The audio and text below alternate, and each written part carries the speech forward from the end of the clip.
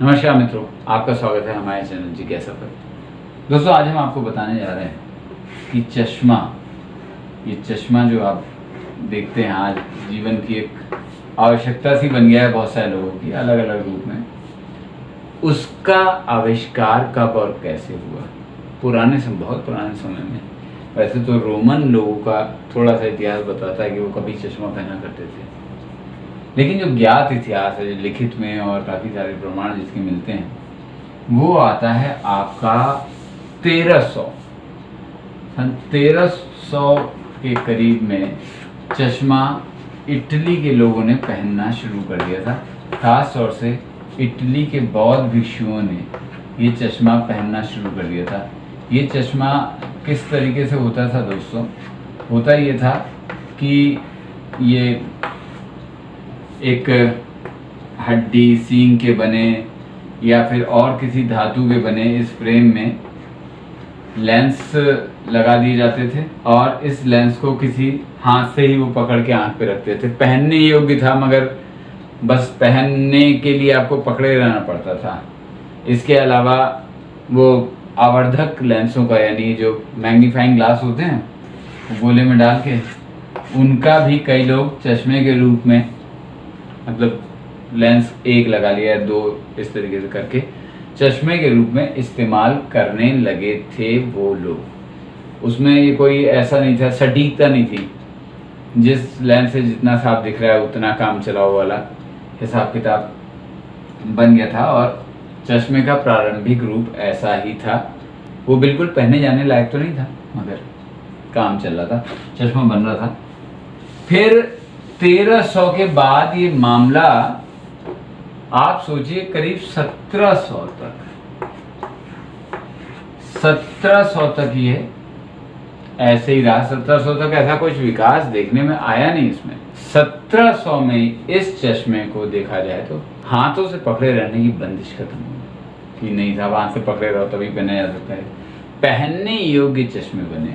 इसमें Benjamin Martin का मैं जरूर नाम लूँगा। बेंजामिन मार्टिन जी का चश्मा था, इसका था नाम मार्टिन मार्जिन।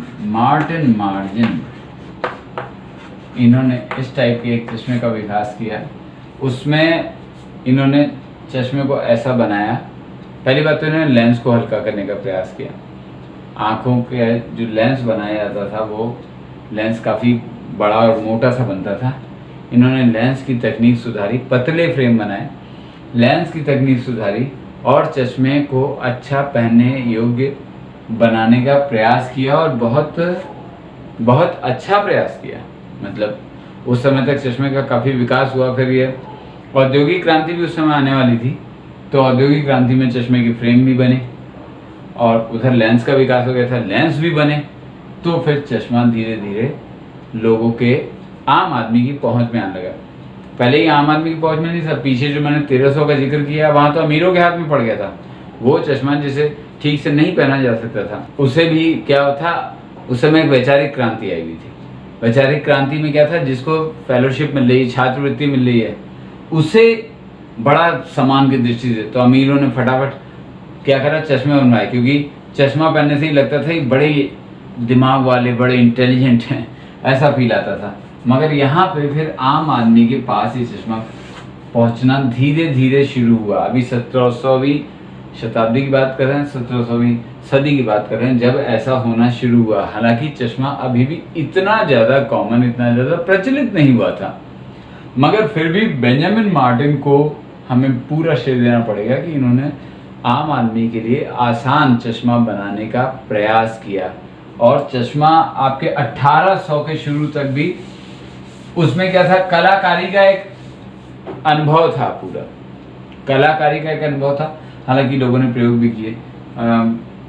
उस समय में थियोडोर रूजवेल्ट का आपने अगर नाम सुना हो, थियोडोर रूजवेल्ट, आप लोगों ने, कई लोगों ने सुना होगा रूजवेल्ट। इन्होंने चश्मा बनाया ऐसा जिसको पहनने के लिए पीछे आपको कमाने की जरूरत नहीं पड़ती थी।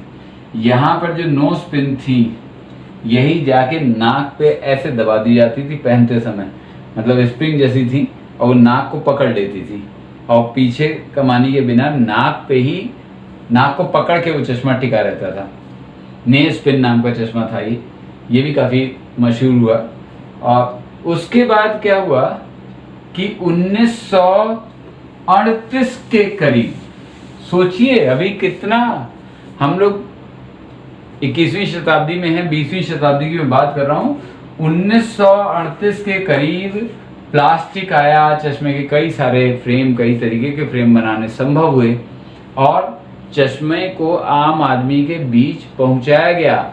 और उसके भी बाद आप सोचिए 1980, यानी ये तो 40 साल पर, ये प्लास्टिक के जो आपके लेंस आए हैं 1980 में आए। बेंजामिन मार्टिन की मैं बात कर रहा था, उनको एक और श्रेय देना है।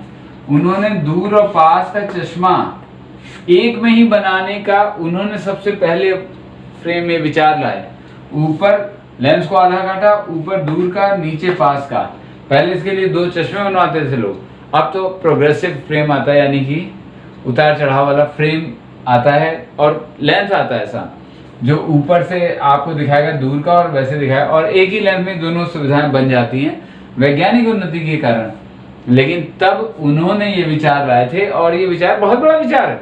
आपको लगता होगा इसमें कौन सी बड़ी बात है, मगर दैनिक जीवन में जो चीज़ जरा सी भी सुविधा लाती है वो बहुत ज़्यादा प्रचलित हो जाती, और ये विचार बेंजामिन मार्टिन लाए थे, इसका श्रेय उन्हें जाता है। इसके अलावा 1980 में नया प्लास्टिक के लेंसेज आए। 1940 के करीब, 40 से भी थोड़ा आगे आए थे, 1940 के करीब आए थे धूप के चश्मे। धूप के चश्मे 1940 के करीब आए थे, और ये धूप के चश्मों का हमेशा ही ये रहा। धूप के चश्मे आए हैं तो वो धूप के लिए आए ही नहीं। ये अब मैं पीछे ले चलता हूँ आपको 12वीं शताब्दी में। 12वीं शताब्दी में चीन में, आपको जान के हैरानी होगी, 13वीं, मैंने 1300 से आपसे बात करी थी, वही 12वीं शताब्दी थी। लेकिन तब चीन के चश्मे नहीं मशहूर थे। हाँ, चीन में चश्मे लगाता था कौन? चीन में धूप के चश्मे कौन लगाता था? चीन में धूप के चश्मे लगाते थे मिलॉर्ड, यानी जज साहब।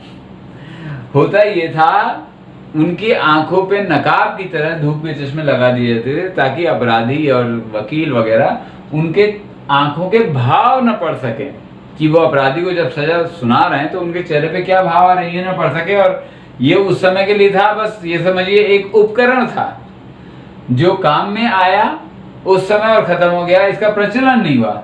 अब 1940 की बात करते हैं, जो मैंने बताया आपको कि धूप के चश्मे इसके करीब ही आए। तो 1940 में भी ये आए कि लोगों की आंखों वगैरह का इलाज, जब चिकित्सा विज्ञान में भी तरक्की हुई, आंखों का इलाज होने लगा, तो आंखों के इलाज के बाद लोगों को कहा गया भाई ये थोड़ा डार्क सा चश्मा लगा लो, धूप में निकलना तो ये वाला चश्मा। अब भी ऐसे लगाए जाते हैं चश्मे। अब लोगों ने लगा लिए, तो कुछ लोगों को तो उसके लगाने के बाद भी बड़े पसंद आए। अब ये चिकित्सा विज्ञान से निकल के बाहर कूद आए चश्मे, और आज धूप के चश्मे नज़र के चश्मों से महंगे मिलते हैं, और दुनिया भर की विशेषताएं, अल्ट्रावायलेट लाइट से बचाएंगे, ये करेंगे, वो करेंगे। लेकिन कुछ भी कहिए, चश्मा है बड़े काम का आविष्कार। क्यों? क्योंकि ये आपको हमारा चैनल देखने का मौका देता है। चैनल का नाम है जिज्ञासा। आप इसे देखते रहिए। फिर मिलेंगे। नमस्कार।